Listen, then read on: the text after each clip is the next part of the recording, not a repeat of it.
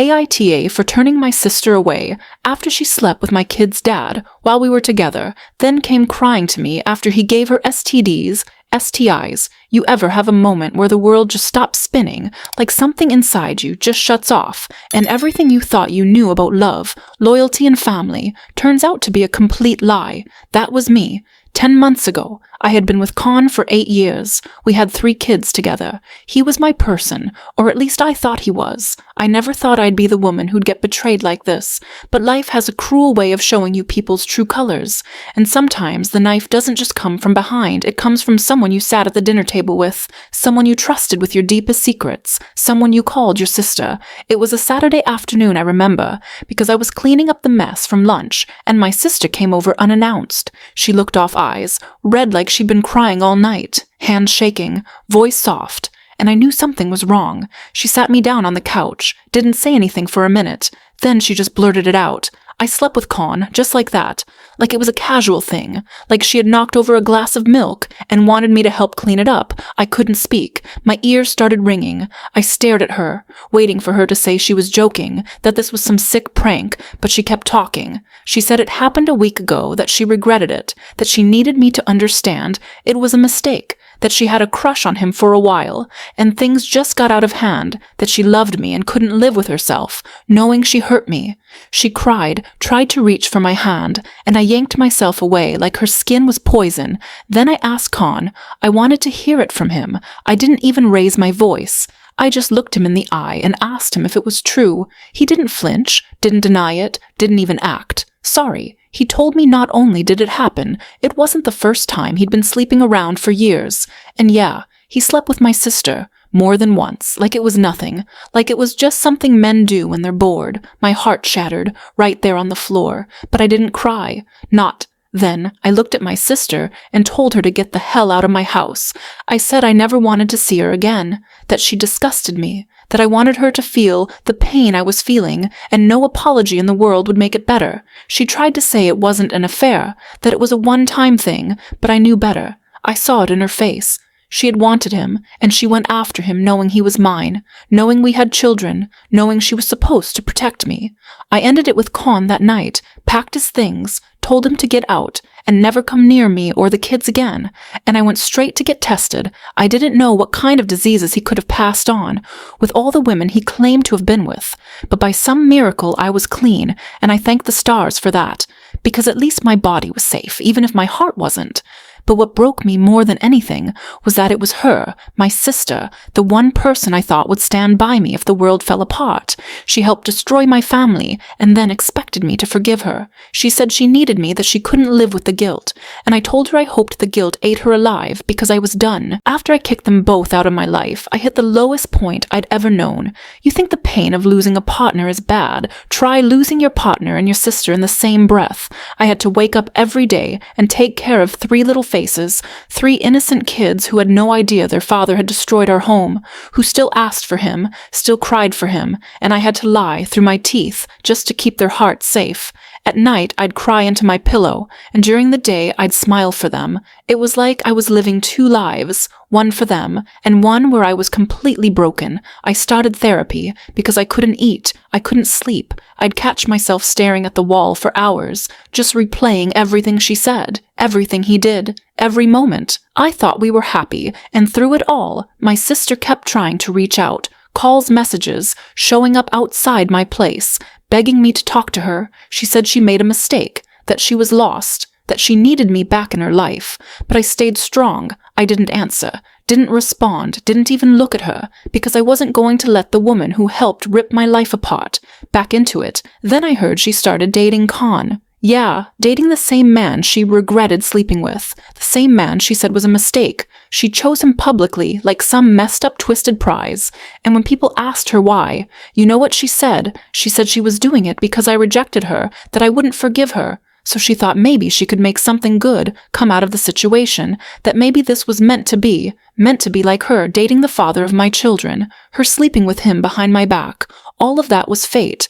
I wanted to scream, but I didn't. I stayed silent, because sometimes silence is louder than anything. What she didn't know, what no one knew, was that therapy was helping me turn all that pain into something powerful. Clarity. I realized some things in those sessions. Forgiveness isn't owed, and blood doesn't make someone family. My sister broke something that can never be repaired. She knew what she was doing. She chose it. And now she had to live with the consequences.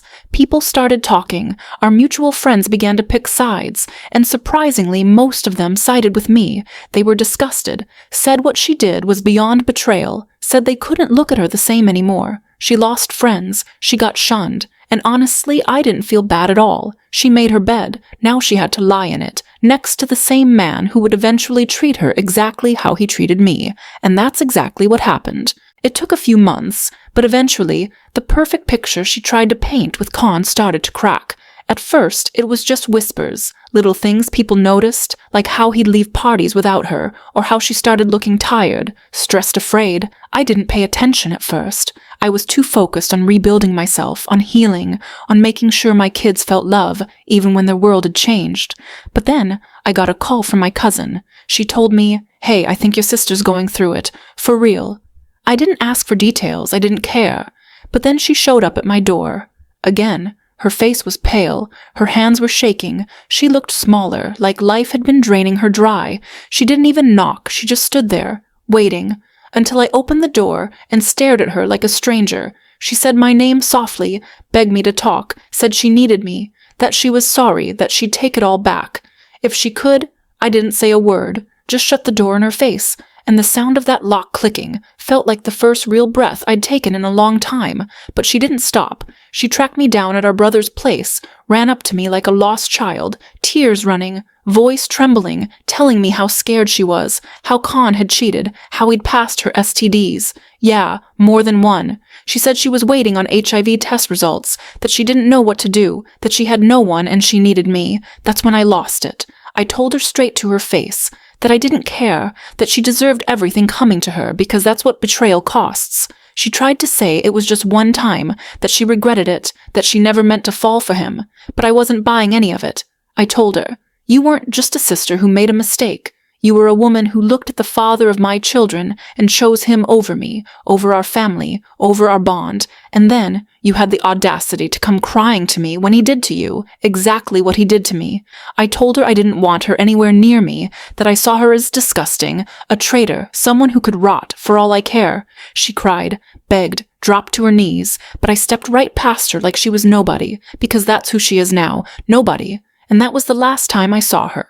After that final confrontation, it was like something inside me snapped. Not in a bad way, but in a freeing way. Like the last chain had finally broken off. She didn't show up again. No more calls, no more begging, just silence. But I wasn't stupid. I knew the storm was hitting her now, harder than she ever imagined. Word got out, not just about what she did to me, but about what Con did to her. Everyone knew now. Our old friends, our family, people we grew up with. They all heard the story, and most of them didn't have any sympathy left to give. Some tried to stay neutral at first, but once they learned she was actually dating Con, after sleeping with him behind my back, the line was drawn. I had friends reach out to apologize for ever doubting me. They said they didn't know how deep it went, said they were shocked, disgusted, and they cut her off too. She started losing everything. Her job became awkward. Apparently, people whispered about her behind her back. She got kicked out of her apartment, had to move back in with our aunt, who barely tolerates her, and Con. He ghosted her, just like that. No goodbye, no closure, no warning. He moved on to some other girl within a week. And that's when the rumors started again, that he gave her more than just heartbreak. He gave her infections, pain, humiliation. I won't lie. I watched it all happen like a bystander at a car crash. You don't look because you enjoy it. You look because it's impossible not to. But the difference? I felt nothing. No pity, no guilt, no sadness. It was like I had turned to stone where she was concerned. And honestly, it felt powerful. For the first time in a long time, I was no longer carrying the weight of her betrayal. She was carrying it now, everywhere she went. I kept going to therapy, kept showing up for my kids, kept rebuilding my life one piece at a time.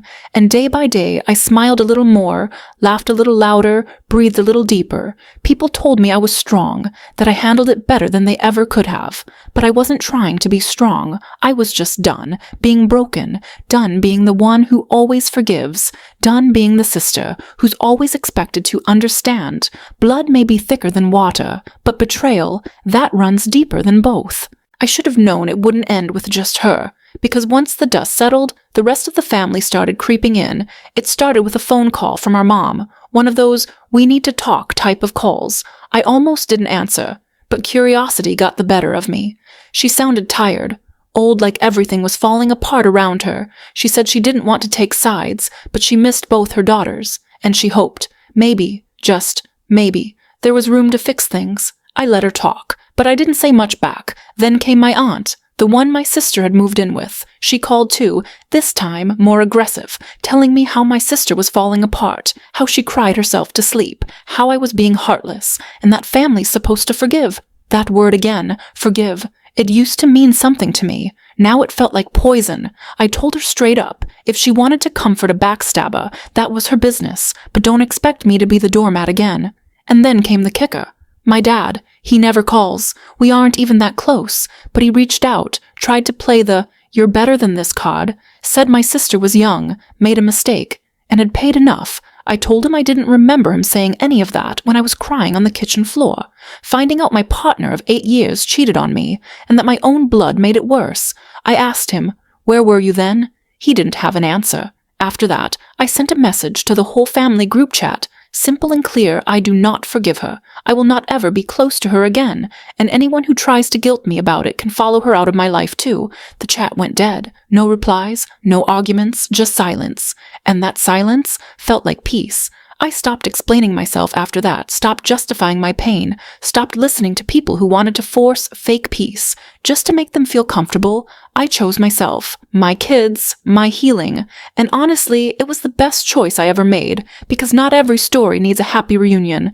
Some stories are meant to end, and some bridges, they need to stay burned. It's been months now since I last saw her face, since she stood on my porch, crying, begging, terrified, and I shut the door without a word. I don't replay it in my head, not because I'm trying to forget, but because I already have. The rage that once burned through me like fire is just smoke now, a memory, faint, distant, powerless. I see her sometimes through others, whispers of how bad she looks, how much weight she's lost, how no one wants to be around her anymore, how even Khan dumped her like yesterday's trash, and she has no one to blame but herself. And maybe that's true. Maybe she is alone now, maybe she's scared, broken, hurting, but I don't feel anything. No joy, no sadness, no revenge high, just nothing. Because the truth is she doesn't matter to me anymore. She made her choice, and I made mine. I chose my children. I chose my peace. I chose to never again let someone like her take space in my heart. There's a weird kind of strength in that,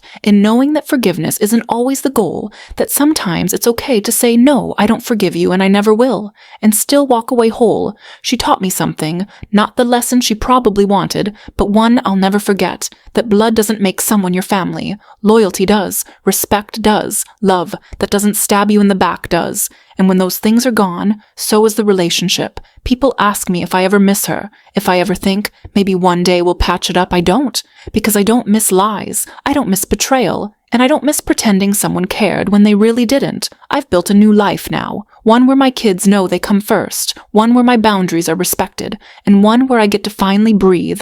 I'm not bitter. I'm not angry. I'm just done. And if she's out there, still hoping for a reunion, still waiting for the day I open my arms and welcome her back, she can keep waiting, because that day, it's never coming. If this story hit you hard, like it did me, make sure to hit that like button and subscribe for more real stories. Every week, we drop the truth. No filters, no fluff, just raw, real life. See you in the next one.